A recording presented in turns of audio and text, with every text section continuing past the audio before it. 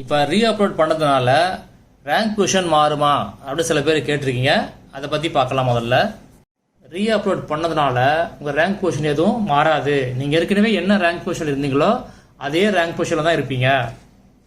For example, ரீஅப்லோடுக்கு முன்னாடி நீங்கள் first ரேங்கில் இருந்தீங்கன்னு வச்சுங்க. இப்போ ரீஅப்லோட் பண்ணதுனால உங்கள் ரேங்க் பொசிஷன் வேறு எங்கேயும் மாறாது, அதே ஃபர்ஸ்ட் ரேங்கில் தான் இருப்பீங்க. அதே மாதிரி ரீஅப்லோட் பண்ணாதவங்க அவங்க ரேங்க் பொசிஷனும் எதுவும் மாற போகிறது கிடையாது, அதே ரேங்க் பொசிஷனில் தான் நீங்கள் இருப்பீங்க.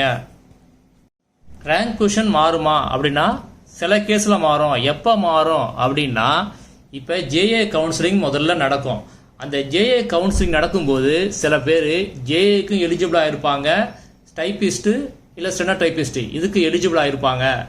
இப்போ அவங்க ஜேஏ கவுன்சிலிங்கில் ஜேஏ போஸ்டர்ஸ் சூஸ் பண்ணிட்டாங்க அப்படின்னா அந்த ரேங்க் பொசிஷன் இப்போ உங்களுக்கு மாறும். ஒன்ஸ் அவங்க ஜேஏ சூஸ் பண்ணிட்டாங்க அப்படின்னா அவங்க டைப்பிஸ்டோ இல்லை ஸ்டெனோ டைப்பிஸ்டோ எடுக்க முடியாது, அதனால ரேங்க் பொசிஷன் மாறும்.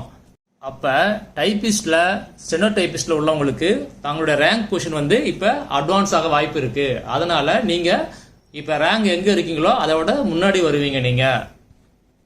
அடுத்தது ஆதர்ஷா, இவங்க என்ன கேட்டிருக்காங்க அப்படின்னா, இப்போ ஃபர்ஸ்ட் கவுன்சிலிங் லிஸ்ட்ல என் பேர் இருக்கு, சப்போஸ் செகண்ட் கவுன்சிலிங் வந்துச்சுன்னா இந்த ஃபர்ஸ்ட் கவுன்சிலிங் எனக்கு ஜாப் கிடைக்கலன்னா என்னுடைய சீனியாரிட்டி செகண்ட் கவுன்சிலிங் வருமா அப்படின்னு கேட்டிருக்காங்க.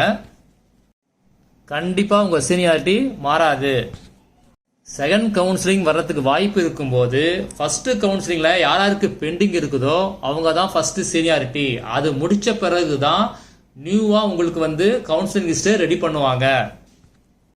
அடுத்தது குரூப் 4க்கு எலிஜிபிள் 10th இல்ல டிகிரியா, எதை வச்சு போஸ்டிங் போடுவாங்க, என்னென்ன போஸ்ட்டுக்கு என்னென்ன குவாலிஃபிகேஷன் இருக்குது அப்படிங்கிறத பத்தி நெக்ஸ்ட் வீடியோல நான் சொல்றேன். மிஸ் பண்ணாம பாருங்க.